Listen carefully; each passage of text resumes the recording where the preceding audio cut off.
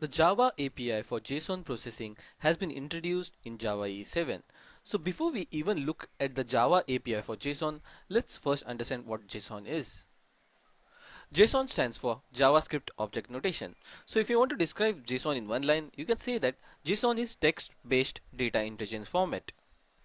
So JSON is nothing but the format of data which is being exchanged between two entities. So JSON was first specified by Douglas Crawford, if you know his a respectable name in the JavaScript world. Now JSON is a subset of JavaScript. However, note that JSON is not part of JavaScript. It just borrows the syntax of JavaScript. This is the very reason why JSON became popular in the first place. The reason is, since JSON syntax is a subset of the JavaScript syntax, if you hand over a JSON object to a JavaScript client, the JavaScript code can directly start processing the JSON object. It doesn't have to pass it like XML. So JSON has emerged as an alternative to the verbose syntax of XML. So as mentioned before, a JavaScript enabled user agent, that is a browser, can directly process JSON unlike XML. For XML, the content is first passed into a DOM document and then the JavaScript client can access it. Whereas for JSON, you can directly start accessing just like your JavaScript objects. And JSON is not a part of JavaScript even though it borrows the JavaScript syntax. So now after these initial pointers, let's understand what all you can use in JSON. So here are the types you can use in JSON. There are two types of data you can use in JSON. First one is a simple type and the second one is structural type. Now simple type can be either a string, a number, the boolean values true or false, or null. Structural types can be objects or arrays. So let's see examples of all these types. So over here I've shown some examples. Now strings are delimited by double quotes. Remember in JavaScript you can use single quotes or double quotes. However in JSON you're only allowed to use double quotes. Single quotes gives an error in JSON. Numbers can be integral or floating point. Boolean can have two values, true or false. Null is represented by the word null and objects are delimited by curly braces. Objects are nothing but collection of name value pairs. So over here I've shown an object with two name value pairs. Now the name has to be delimited by double quotes. You cannot remove these quotes or you cannot have single quotes over here. Now the value can be any of these types including objects. So this object has simple types as its value. Instead of this you can have structural types as the values.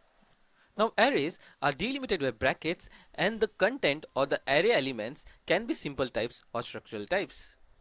So here we represented a simple JSON object. Let's now see a much more practical JSON object. So over here for the name address, the value is not a simple type but an object type. And in this last name value pair, the value is a JSON array. So let's see a much more practical example of a JSON array. So over here I've shown a JSON array whose elements are JSON objects. So this is the 0th array element, this is the first array element and the second array element, and the elements themselves can have arrays in it. So we can have deeper levels of nesting using JSON objects and JSON arrays. Now this string all by itself is valid JSON data, or this number or this boolean values or this null all by itself represent valid JSON data. But where JSON really shines is when you use JSON objects or JSON arrays. After all, if the intention was to send only these singular items, then there is no need for the JSON format at all. Instead of this, these values are used as values of the object name value pairs or as elements in a JSON array. So practically speaking, the top level elements are either object or arrays, and these simple types form part of the whole JSON content. Now let's see how this JSON object differs from JavaScript object literal. So over here I've shown JSON versus JavaScript object literal. So the first difference is there is no variable declaration in JSON. JSON is not a programming language, it's just a data exchange format. Another difference is in JavaScript the names can have quotes or can be unquoted, but in JSON the names have to be in double quotes. Another difference is in JavaScript the strings can be double quoted or single quoted, whereas in JSON the strings have to be double quoted. And in JavaScript the values can even be functions, whereas in JSON The values have to be the simple types or the structural types mentioned before. Nothing apart from that can be put over here as values. Let me go a bit ahead of ourselves and tell you the methods in JavaScript for transforming JSON into JavaScript and from JavaScript into JSON.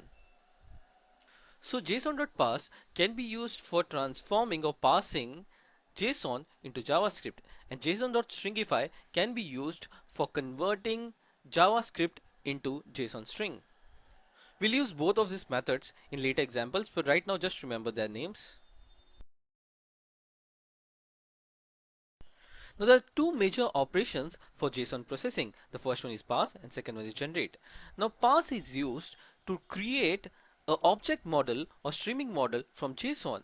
Now we'll discuss the difference between these models later on, but right now just understand that you can access the JSON in your Java code only from these models. The JSON has to first be passed into these models for accessing it via your Java code. So this JSON content might be stored in a Java string variable, or this content may be stored in a file, or perhaps this content is appearing from a network input stream. Whatever be the source of this JSON data, parsing is used for creating this object model or streaming model. Now generation is used to create the JSON from the object model or streaming model. So this generated JSON can be stored in a string or maybe stored in a file, or perhaps we are sending it via the network via output stream. Now let's understand the difference between the object model and the streaming model. So in object model, the entire JSON data is brought into the memory. Whereas in the streaming model, the JSON content is brought in a streaming fashion into the memory. So in the object model, since the entire JSON content is in the memory, we can have random access to the entire content. Whereas in the streaming model, you do not have random access to the JSON content. It only provides sequential access to the JSON content. So in the streaming model, the JSON data is brought bit by bit into the memory, whereas in the object model, the entire JSON data is in memory. So an obvious disadvantage of the object model is it's memory intensive. In streaming model, the developer asks for the next item in the JSON content, and that item is streamed to the memory. These models can be easily understood via code, so do not worry much about them as of now, but know that object model is similar to the DOM API for XML, and streaming model is similar to the Stacks API for XML. Also, the streaming model is event based. More details about this will be explained when we start coding the streaming model examples. Now let's understand the interfaces in the Java API for parsing and generating. So for parsing, we have to use JSON reader for object model and JSON parser for streaming model.